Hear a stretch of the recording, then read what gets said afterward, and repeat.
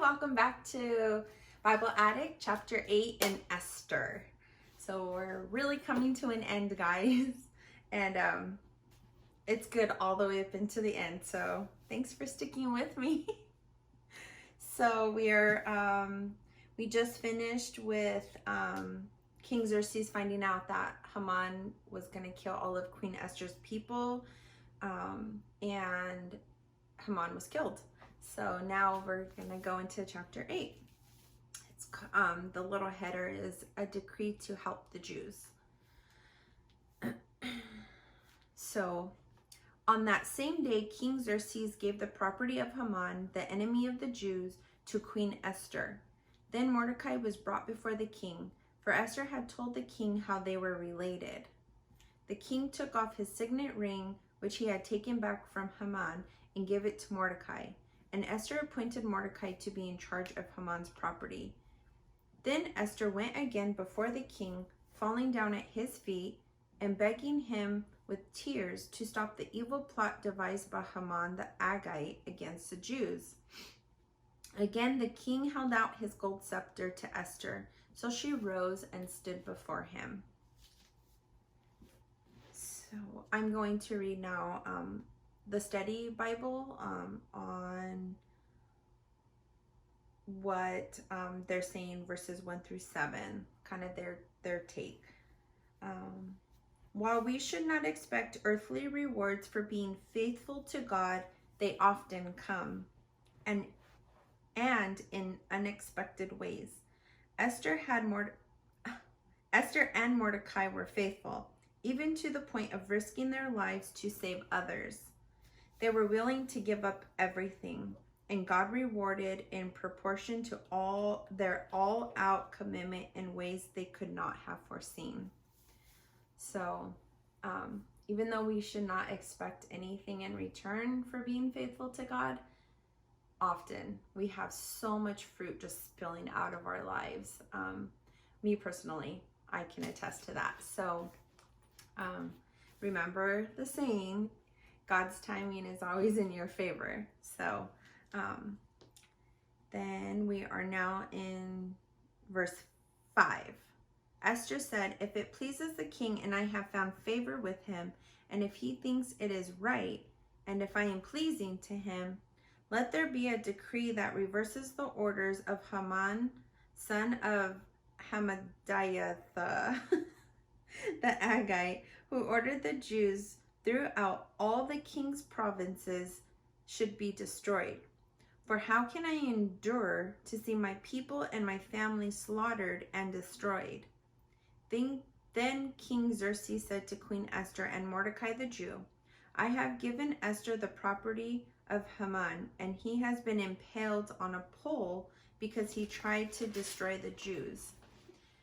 Now go ahead and send a message to the Jews in the king's name, telling them whatever you want, and seal it with the king's signet ring. But remember that whatever has already been written in the king's name and sealed with the signet ring can never be revoked." So good news, bad news. Like, which one do you want first? So he went with the good news first, King Xerxes. So King Xerxes tells them, here's my ring. Remember, we talked about the ring earlier.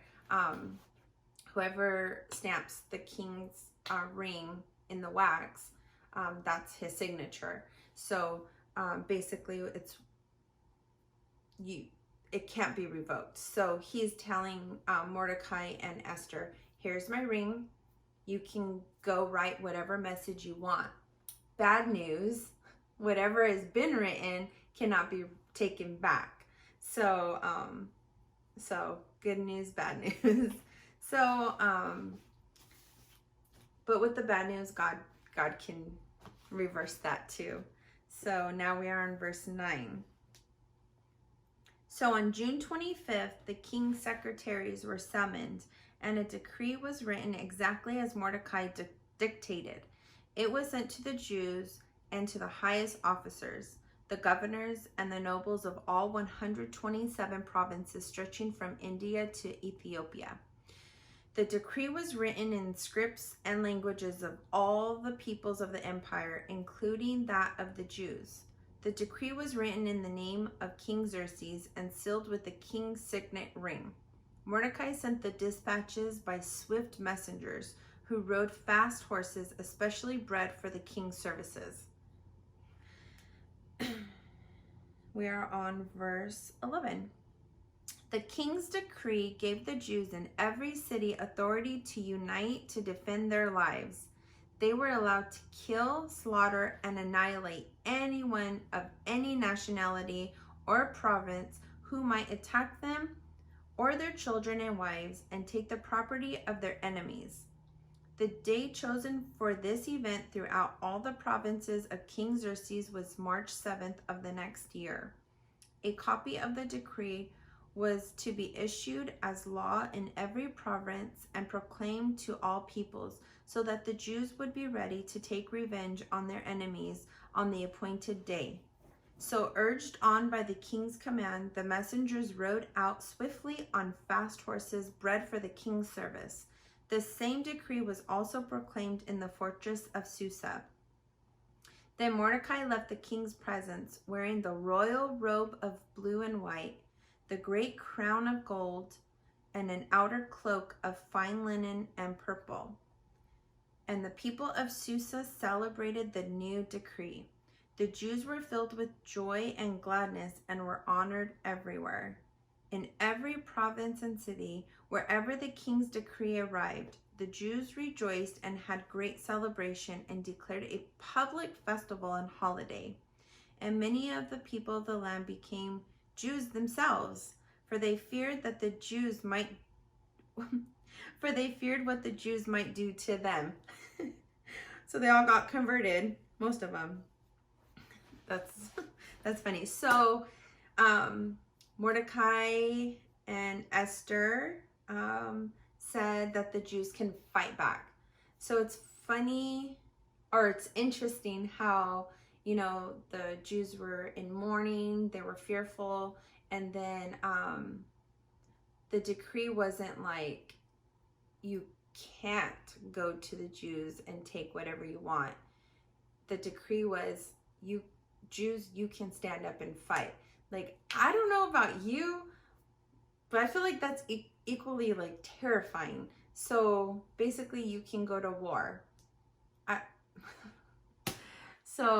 And they were rejoicing in that. So if you're called to war, to stand up to fight, you're supposed to rejoice in that. And that's really scary. So I think that was a powerful message in there. And I do want to read. Oh, also, that last sentence, and many of the people of the land became Jews themselves, for they feared what the Jews might do to them. Okay, it was in fear, but a lot of sinners were converted. And so I think not only were the Jews saved, many others were saved too. So I think that's like mind-blowing. In the study Bible, I wanted to read the last part for chapter 8. It says, for verses 15 through 17, everyone wants to be a hero and receive praise, honor, and wealth, but few are willing to pay the price. Mordecai served the government faithfully for years, bore Haman's hatred and oppression, and risked his life for his people. He was faithful in obscurity. The price to be paid by God's heroes is long-term commitment, whether or not they receive recognition. Are you ready and willing to pay the price?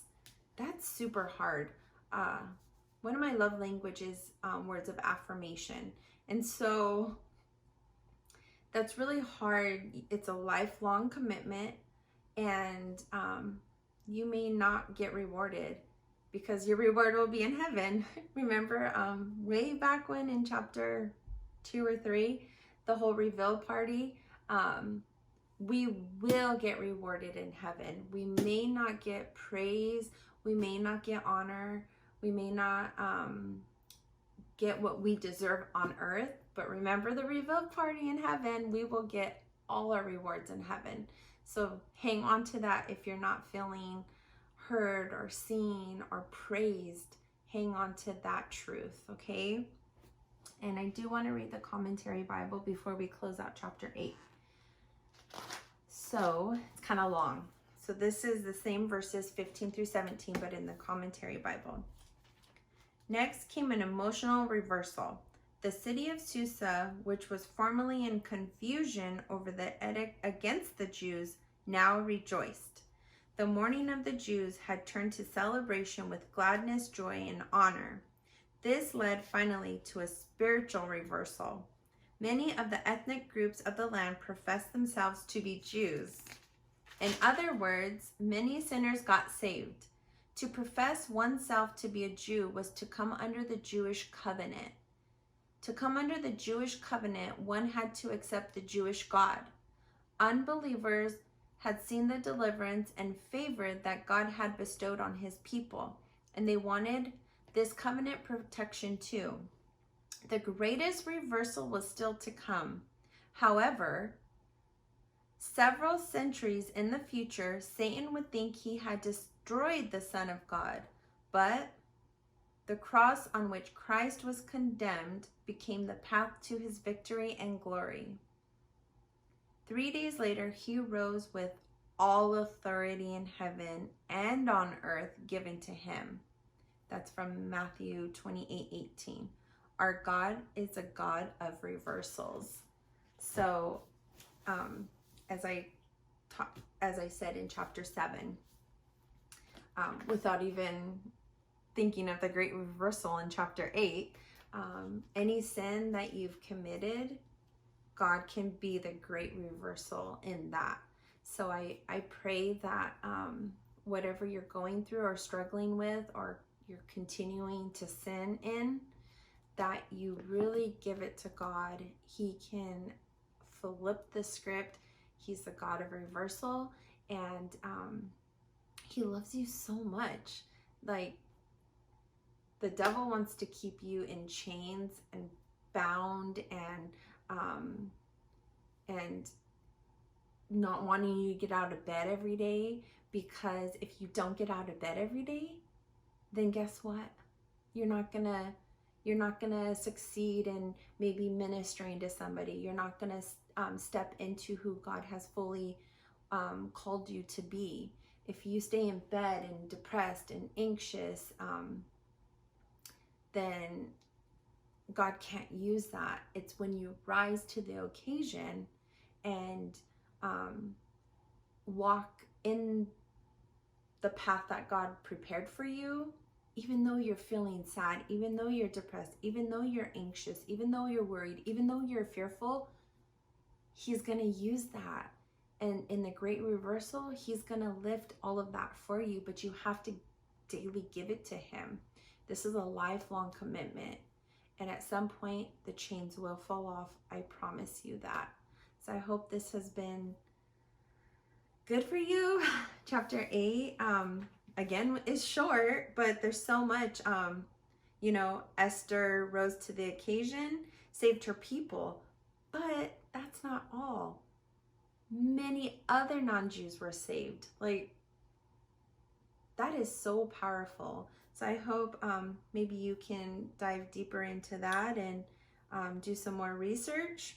You could comment down below if you found out anything or God downloaded something else to you. I would love to hear that. So thanks, and can't wait to see you in chapter 9.